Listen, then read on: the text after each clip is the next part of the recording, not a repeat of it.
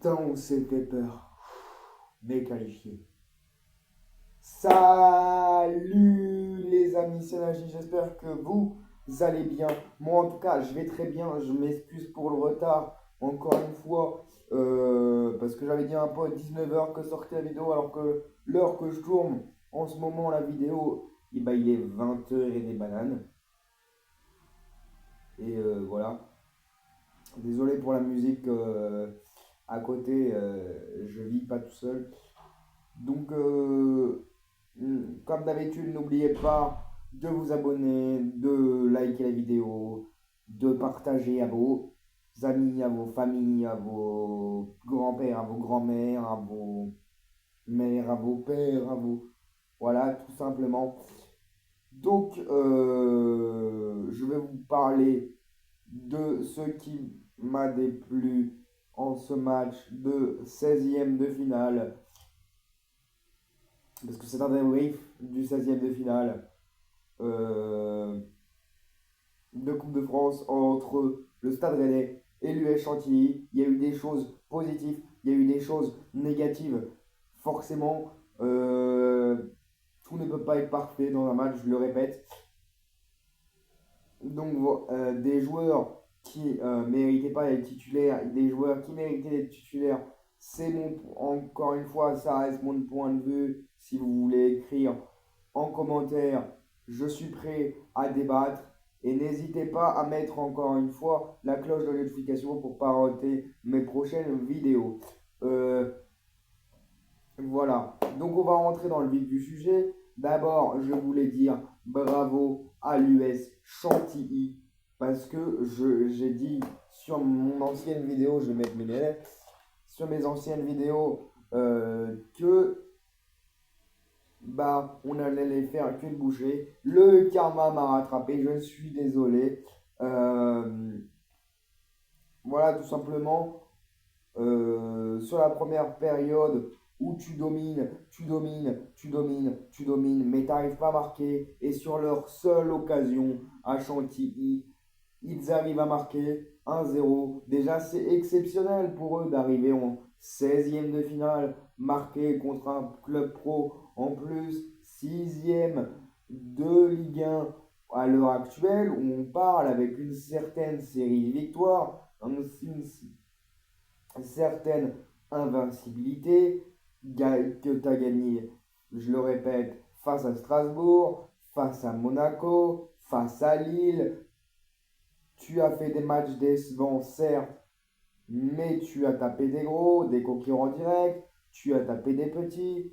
Donc voilà, c'était exceptionnel. Chantilly s'est très très bien battu et je veux le souligner dans cette vidéo. Dans cette vidéo parce qu'il y a des choses qui m'énervent dans cette équipe du Stade Rennais et il y a des choses, c'est bien la première fois que je vais parler d'énerve qui m'énervent dans cette équipe du Stade Rennais et il y a des choses qui sont bien, forcément. Tout n'est pas à jeter, par exemple, la bonne entente entre les deux attaquants, euh, la bonne entente du milieu, la bonne entente des défenseurs, le gardien Brissamba qui est bon mais qui fait de son mieux et qui fait pas un bon début de saison malgré ses top arrêts. Donc voilà, je vais vous parler de tout ça. Bon, rentrons. Euh, voilà, bravo Chantilly pour leur parcours, bravo, grand chapeau, parce que vous nous avez douté quand même à votre petite échelle. Vous vous êtes donné un maximum, sans peur, sans mettre le bus. Et ça, je connais certaines équipes de Ligue 1 qui l'auraient fait face à nous. Et vous, vous êtes arrivés prêts, pardon pour l'exception, vos couilles sur le terrain, vous les avez ramenées et vous avez joué avec le cœur et avec le public qui vous ont poussé jusqu'au bout. Bon, le match était un peu terminé au bout du deuxième but, tu te dis, bah le match est terminé. Alors, il y a plusieurs faits de jeu, parce que là, je parle de Chantilly, qui ont fait que le match était terminé. Déjà, il y a le carton rouge qui est pour moi mérité. Qui est pour moi mérité parce que, voilà, tu es en retard. Et du coup, tu plombes ton équipe. Et voilà, c'est très simple. Après, il y a eu le but. Il y a eu le but de Chantilly juste avant qui nous ont fait douter à la 45e minute où tu t'attendais le moins et tu te fais piquer. Tu te fais piquer parce que tu t'appelles le Stade Rennais et là où tu t'attends le moins, et bah tu te fais piquer. Mais ça, je vais en parler juste après. Mais en tout cas, un grand bravo, je le répète, à Chantilly pour leur parcours. Donc voilà. Maintenant, parlons du Stade Rennais parce qu'il y a eu des choses qui ne m'ont déplu. Il y a eu des choses qui m'ont énervé. Il y a eu des choses où c'était très bien. Il y a eu des choses où j'ai kiffé. Mais bon, pas un grand match du Stade Rennais. Loin de là. Je vais partir sur du négatif. Même s'il y a du positif, hein, je vais ramener le positif juste après. Mais en parlons déjà des côtés négatifs du Stade Rennais où je ne suis pas le seul à le penser. J'ai partagé mes avis à mes amis, voilà, qui restent confidentiels à ma chaîne YouTube parce que j'ai une vie privée. Voilà, je ne vis pas amplement de YouTube, je vous le répète. J'ai que 40 abonnés au jour d'aujourd'hui. Et d'ailleurs, ce serait bien qu'ils augmentent, tu sais, que ça augmente, tu sais, le forceur. Bref, j'ai partagé je vais vous partager juste après, mes chers amis, je vais vous partager juste après mon analyse sur le match du Stade Rennais, sur des commentaires sur Facebook et tout ça. Et donc, il y a des choses, je vais démarrer par le négatif, où il y a des choses qui n'ont pas été bonnes. Par exemple, le taux de passe dégueulasse au milieu de terrain. Faut qu'on en parle, faut qu'on en parle. Alors oui, Rongier fait un bon match, fait un match de patron, mais ses passes sont dégueulasses. Ses passes sont dégueulasses. Appuyez un peu vos balles. Même si moi je sais que je suis amateur et que j'ai pas de force dans les jambes, vous avez toute la semaine pour vous entraîner. C'est pas comme si vous êtes sous pression. Vous avez la possession de balle. Parce que dans cette première période, on a eu la possession de balle. Donc on n'est pas sous pression. Et en plus, sans manquer de respect à Chantilly, c'est une N2. Tu dois leur montrer que tu es méprisant dans le jeu. Tu dois être costaud dans le jeu. Je ne dis pas au contraire qu'on a été costaud dans le jeu, mais le nombre de passes dégueulasses de la part de Valentin Rongier, de Camara, qui a été quasiment inexistant sur la première période, de Merlin. Voilà. Après, on sait créer les occasions. On sait créer les occasions et on a poussé et ce n'est pas rentré. Mais le nombre de passes, de déchets techniques, je ne vais pas dire de passes dégueulasses, de déchets techniques qu'il y a eu dans ce match, en tout cas en première période, parce qu'en deuxième, c'était un peu moindre, parce que la deuxième était très bonne. La première était bonne, mais avec du déchet technique. Voilà, avec du déchet technique de la part de toute l'équipe, de la part du milieu de terrain, que ce soit, je, je l'ai appelé Glenn Camara, je m'en excuse, Madi Camara, qui a été, je le répète, inexistant sur cette première période, Rongier et Merlin. Je saute sur le milieu de terrain, mais l'attaque n'était pas bonne non plus. Il n'y a que la défense qui était respectable parce que il y a la défense et le gardien qui a été respectable, même si Brice Samba se prend un but. Mais il n'y a que le gardien et la défense qui étaient respectables, solides, mais respectables. est respectable. Mais, la déf... Mais le milieu de terrain était pas bon en cette première mi-temps, pardon, excusez-moi, je bégaye et je me mélange un peu les pinceaux, mais j'ai beaucoup de choses à dire.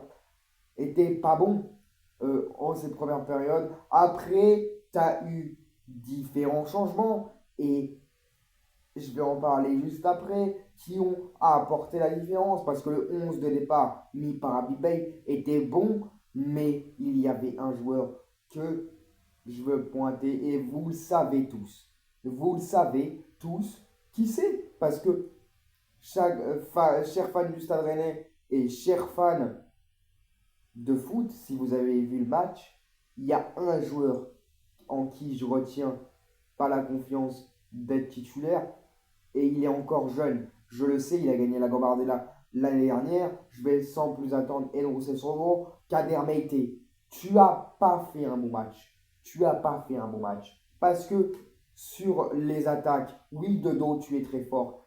Mais face au jeu, es, tu as été nul. Tu as été nul. Faut le reconnaître. C'est pas une critique. Mais tu as été nul. Tu n'as pas été bon. Pardon, si je puis dire, au lieu de nul. Tu n'as pas été bon. Tu n'as pas proposé. Et encore, c'est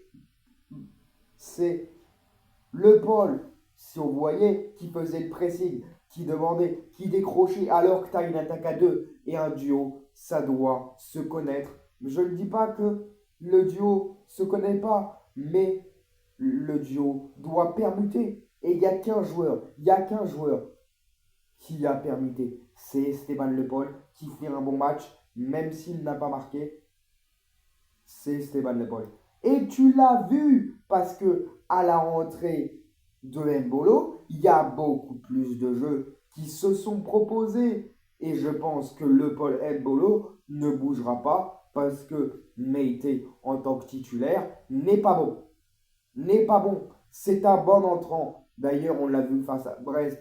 Il a marqué un but, mais en tant que titulaire, et il est encore jeune, il n'a pas sa place. Il n'a pas sa place, même en Coupe de France. Après, c'était un test de M. Abibay. Et voilà, ça fait partie de mes déceptions. Deuxième déception, c'est que M. Abibay a préféré mettre Brice en bas que M. Silvestri. Il joue quand? Il joue quand, le gardien remplaçant? Il joue quand? Parce que si tu ne le mets pas en Coupe de France, après, je ne remets pas en question le collectif d'Abibay, qui est très bon. Mais le pauvre gardien remplaçant qui attend sa place en Coupe de France, parce que, à mon avis, comme beaucoup d'équipes, le numéro 1 reste pour les gros matchs, et à part blessure, et le numéro 2 reste pour les coupes. Et bah là, on n'a pas vu Mathis Silvestri sur la composition d'équipe. Et j'étais un peu déçu. J'étais un peu déçu, mais c'est comme ça. C'était comme ça. C'est comme ça. Mais j'étais un peu déçu. Je préfère te le dire à Big Bay. Donc, le positif, l'essentiel. Donc, parlons de la deuxième mi-temps qui a été plombée par un carton rouge de l'US Chantilly. Le même scénario que face à Brest. Hein. Le même scénario, à part les deux, t'enlèves les deux CSC. Le même scénario, c'est que, pardon, je mange en même temps, parce que sinon ça va se réchauffer. C'est que tu te fais dominer, et là, un fait de jeu fait que tu domines le match. C'est comme ça. Fait que tu domines le match, et du coup, tu finis par l'emporter. Mais Merlin, l'apport, voilà le côté deuxième point positif, c'est que l'apport offensif de Merlin aujourd'hui est très bon. Sur 2 occasions, il t'arrive à te mettre un but et c'est pas habituellement ce qu'on demande à un ailier, mais il est très bon parce que il arrive à développer, il est en bonne entente avec Rongier, son ancien coéquipier de notre club rival. On le sait, on l'a trouvé notre milieu de terrain. Camara, Rongier, Merlin. Et j'espère que ça bougera pas.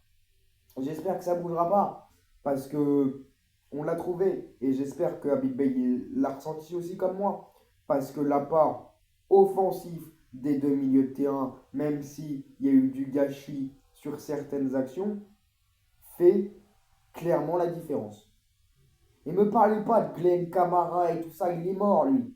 Il est mort. Il n'est pas à la hauteur. Glenn Kamara n'est pas à la hauteur de ce trio de milieu de terrain. Même Ludovic Blas fait un bon match, mais en doublure, je pense qu'en rentrant, il est meilleur et c'est que mon avis, encore, parce qu'il y a beaucoup qui vont dire oui, mais titulaire, c'est fort et tout. Alors, mettez le MOC. Ou faites un 4-4-2.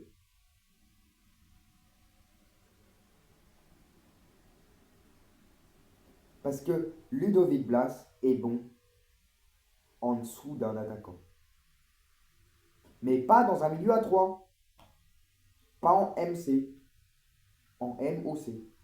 Et Habib Bey n'a jamais testé le MOC, je crois pas. Donc, il sera bon remplaçant. Je reprends mes lignes. Il est bon remplaçant. Super Tom. Comme Maïté. Parce qu'il a pu. Après, on va dire oui, mais il n'est pas âgé, machin.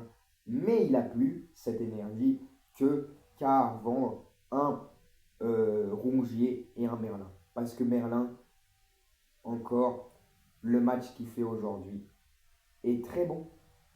Une tête, un tir cadré qui inquiète le gardien sur un coup corner de glace.